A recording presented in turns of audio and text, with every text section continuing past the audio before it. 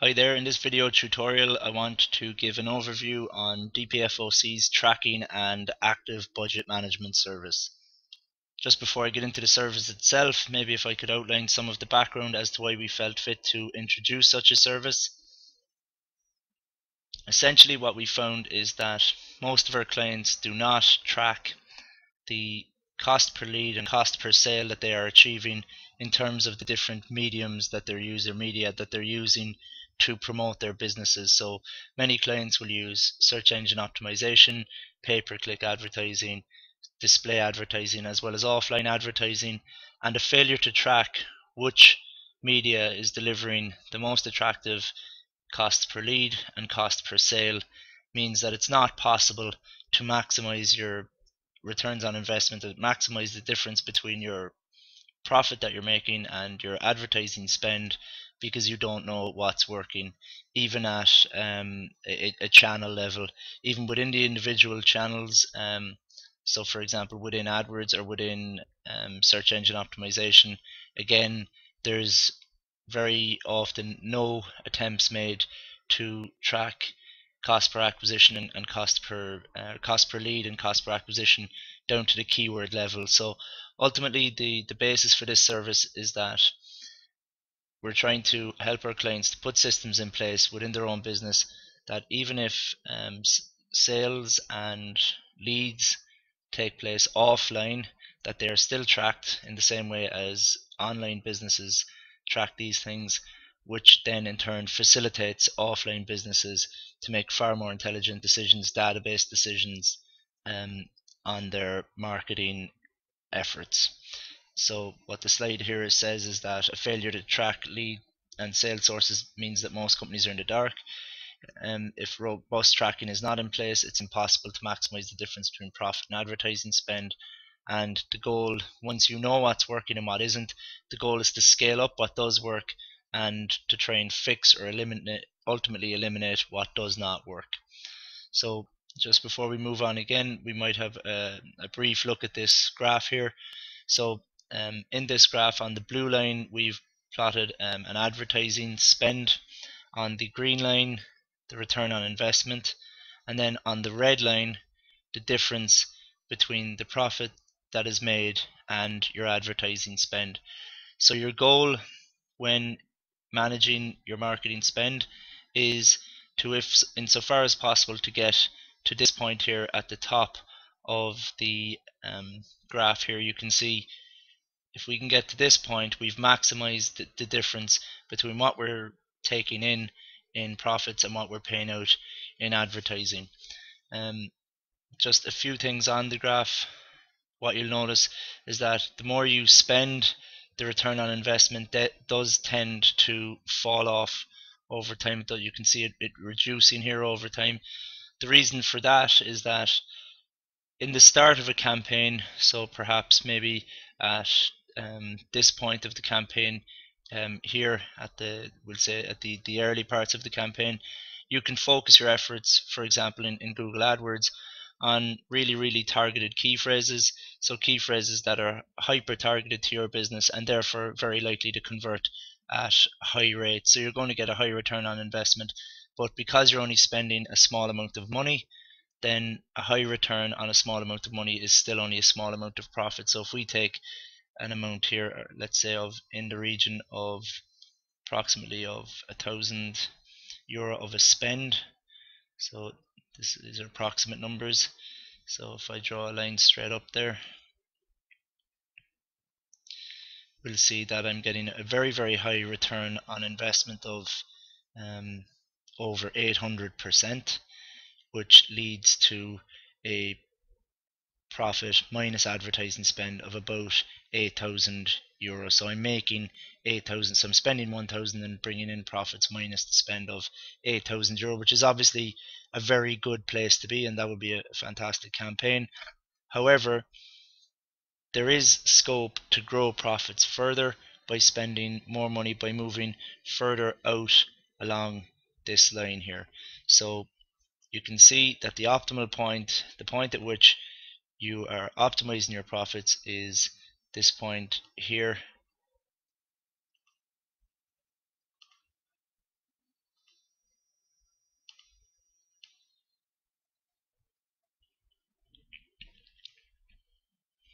So you can see here that the spend is 2,300.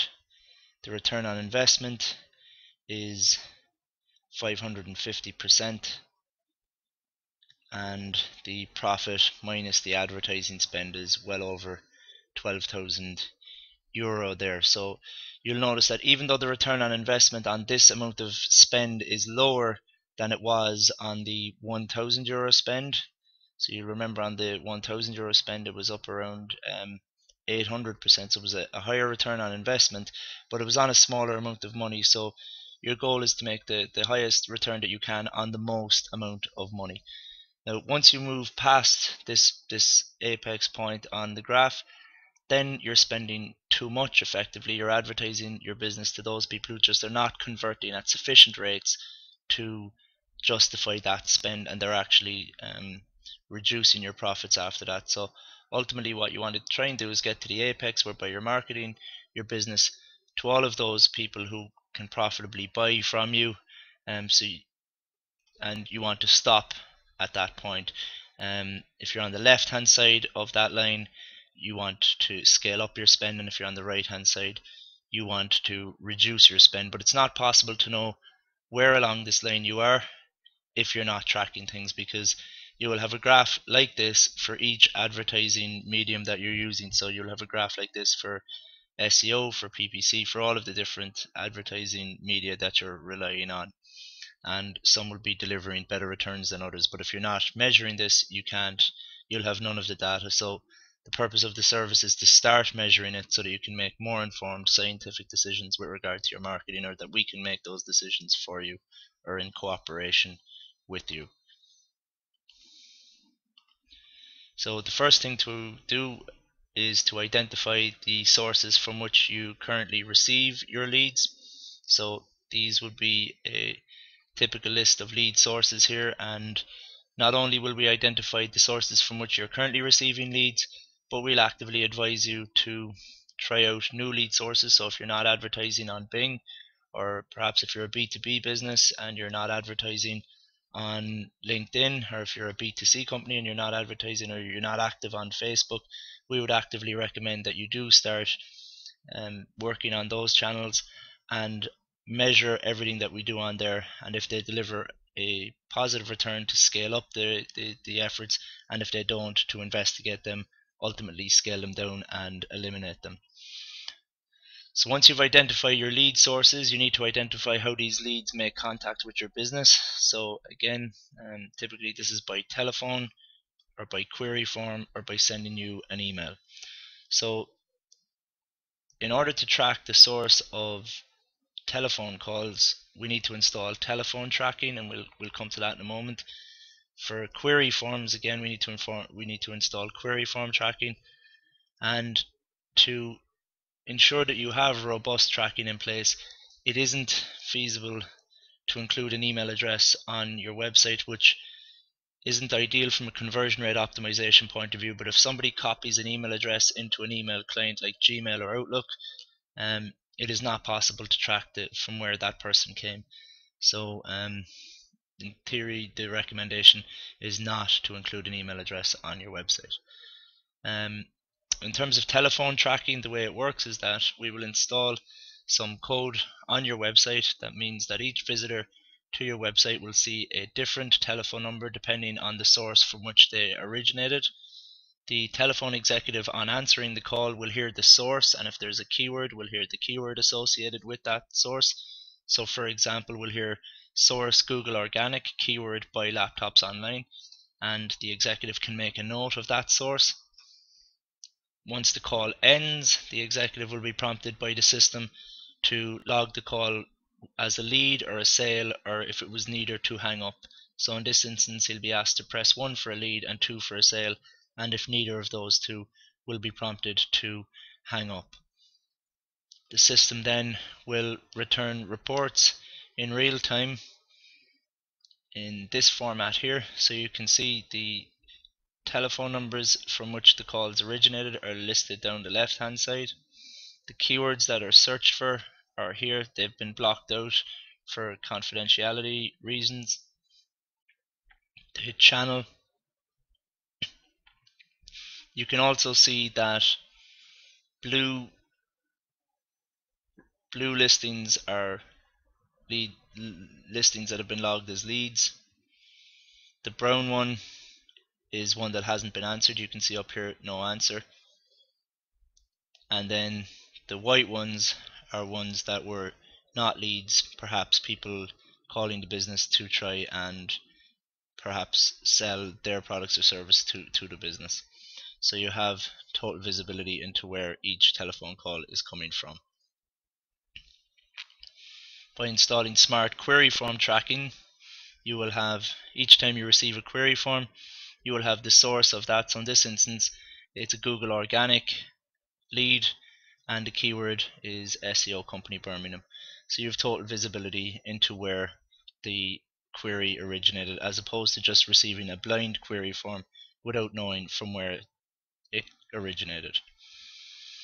By implementing query form tracking as well as telephone tracking, you will know the source of every lead and subsequently every sale that comes into your business. The importance of a robust CRM system behind this is crucial, in that once the sales executive is logging the lead, he must be able to assign a lead source to it so that you can extract meaningful reports at the end of the month as to where your leads and sales came from, as which source they came from. So you can see here in this particular CRM system, when you're asked to add a new lead to the system, it asks you to assign a lead source to that particular lead. And by doing that, that facilitates you at the end of the month to extract reports.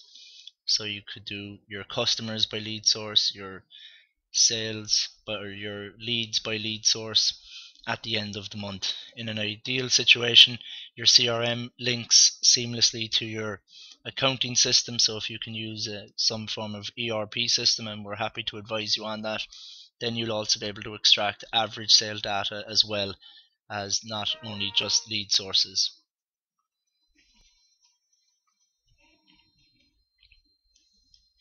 In order to get a more granular view of the source of each lead, linking your telephone calls as well as the query forms that you're receiving with Google Analytics makes a lot of sense. So you'll see here that query forms are tracked as destination URL goals and telephone calls are tracked as either events or virtual page views, but effectively all we're interested in here is that a telephone call can be set up as a goal in Google Analytics as well as a query form.